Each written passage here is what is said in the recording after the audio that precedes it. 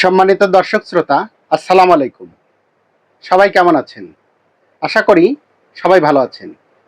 বরাবরের মতো আমি আপনাদের সামনে কথা বলছি কমিউনিটি প্যারামেডিক চিকিৎসক মোহাম্মদ মোস্তাফিজুর রহমান। স্ক্রিনে যেই ওষুধটি দেখতে পাচ্ছেন সেই ওষুধটির সম্পর্কে আজকে আলোচনা করব, সেটা অবশ্যই আপনারা জানেন। যেই ফ্লুক্লক্সাসিলিন গ্রুপের ফ্লুক্লক্স এবং ফাইলোপেন বা এই গ্রুপের ওষুধগুলোর কি কি কাজ করে, কোন কোন রোগে এটি সেবন করতে হয়, কি কত ডোজে, কত ডিউরেশনে বা কতদিন সেবন করতে হয়, এই সব কিছু আপনাদের জানাবো। তবে তার আগে বলে নিতে চাই, যারা আমার এই চ্যানেলটিকে অলরেডি সাবস্ক্রিপশন করেছেন তাদেরকে অশেষ ধন্যবাদ।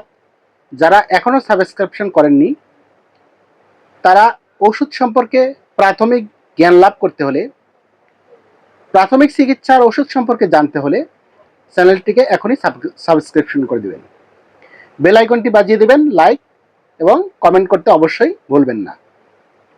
কারণ আপনাদের লাইক কমেন্ট পেলে আমরা ভিডিও বানাতে আমাদের আগ্রহী হই, মোটিভেট বাড়ে।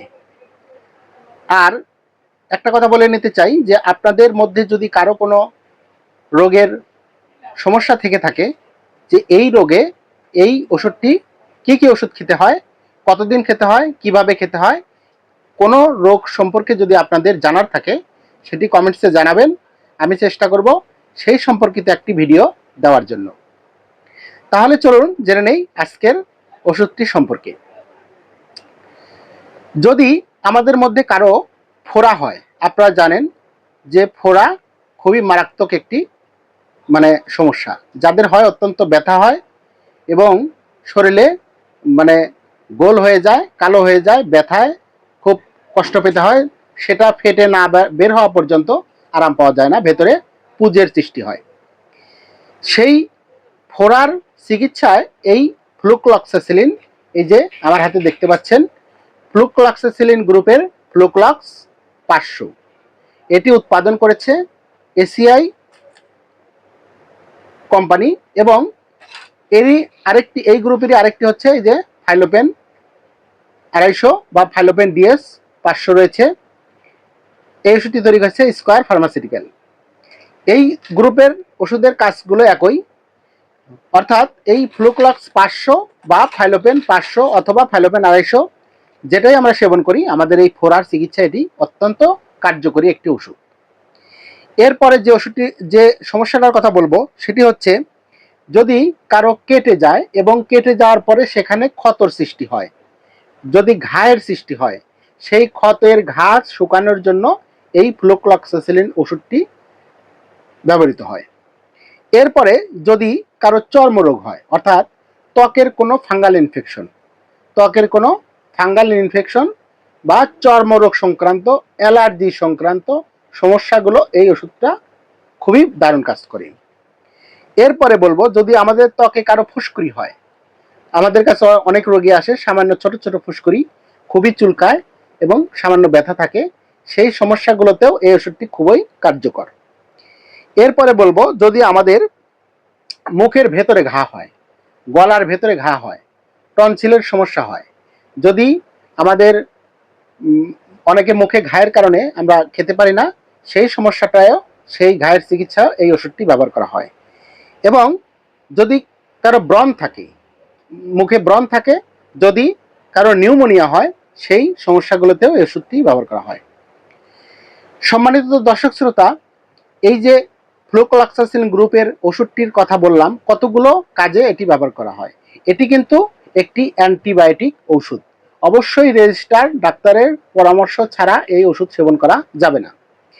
তবে এর সাধারণ মাত্রা এবং কতদিন খেতে হবে, এর সংক্রমণ বুঝে ডাক্তার সেটা পরামর্শ দিবেন। তবে সাধারণ মাত্রা হচ্ছে 7 দিন খেতে হবে, কমপক্ষে 7 দিন। অনেক রোগী আছে যে তারা নিয়ম মানতে চান না, যেমন এই ওষুধটি খাওয়ার নিয়ম হচ্ছে ফ্লুক্লক্স 500 বড়দের জন্য, অর্থাৎ 10 বছরের উপরে হলে ফ্লুক্লক্স 500 দিনে 4 বার 6 ঘন্টা পর পর খেতে হয়। 6 ঘন্টা পর পর কমপক্ষে দিনে 4টি এবং কমপক্ষে 7 দিন খেতে হবে। রোগের ধরন বুঝে ডাক্তার নির্ধারণ করবেন 7 দিন খাবেন, 10 দিন খাবেন না 14 দিন খাবেন। অ্যান্টিবায়োটিক ওষুধ ফুল ডোজ কমপ্লিট না করলে কিন্তু পরবর্তীতে এই ওষুধ আর আপনার শরীরে কাজ করবে না। এজন্য ডাক্তারের পরামর্শ ছাড়া এই ওষুধগুলি সেবন করা নিষেধ। আর 10 বছরের নিচে যদি হয়, অর্থাৎ 2 বছরের অধিক যারা, অর্থাৎ 5 বছর, 6 বছর বা 10 বছরের নিচে যারা হয়, ক্যাপসুল খেতে পারে এই ফ্লুক্লোক্সাসিলিন গ্রুপের থাইলোপেন 250 অথবা ফ্লুক্লক্স 250।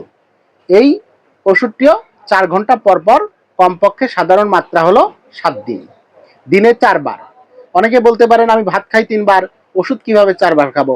মোটামুটি 6 ঘন্টা পর পর আপনি ঘড়ি ধরে 6 ঘন্টা পর পর সেবন করতে হবে।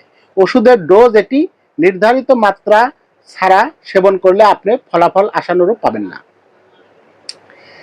সুপ্রিয় দর্শক শ্রোতা, আমরা বিভিন্ন সময় বিভিন্ন ওষুধের কার্যকারিতা, সেবন বিধি, কোন কোন রোগে কতদিন খেতে হয় ইত্যাদি নিয়ে বিভিন্ন সময় বিভিন্ন ভিডিও নিয়ে আসি। আমাদের এই ভিডিও অবশ্যই আপনাদের উপকারের জন্য আসবে। এজন্য আমাদের এই চ্যানেলটিকে আবারও বলছি, সাবস্ক্রাইব করে দেবেন, বন্ধুদের আত্মীয় স্বজনের মাঝে ছড়িয়ে দেবেন, যাতে করে সবাই ওষুধপত্র সম্পর্কে প্রাথমিক একটা ধারণা রাখতে পারে। আর সম্পূর্ণ ভিডিও দেখার জন্য সবাইকে ধন্যবাদ। দেখা হবে পরবর্তী কোনো টপিক নিয়ে, পরবর্তী কোনো রোগের বা অসুখ সম্পর্কে, কোন কোন ওষুধ খেতে হবে, কতদিন খেতে হবে, সেইগুলো বিষয় নিয়ে। আমার একটা ইচ্ছা আছে যে আগামী ভিডিওতে আমি রক্ত, কারো যদি শরীর থেকে কোনো অঙ্গ দিয়ে রক্ত বের হতে থাকে অতিরিক্ত পরিমাণে, সেই রক্তটা বন্ধ করতে কোন ওষুধ খেতে হবে, কতদিন খেতে হবে, কিভাবে খেতে হবে, সেই সম্পর্কে আলোচনা করব। আশা করি সেই পরবর্তী ভিডিওতে আপনাদের সাথে দেখা হবে। সে পর্যন্ত সবাই ভালো থাকুন, সুস্থ থাকুন। আল্লাহ হাফেজ। আসসালামু আলাইকুম।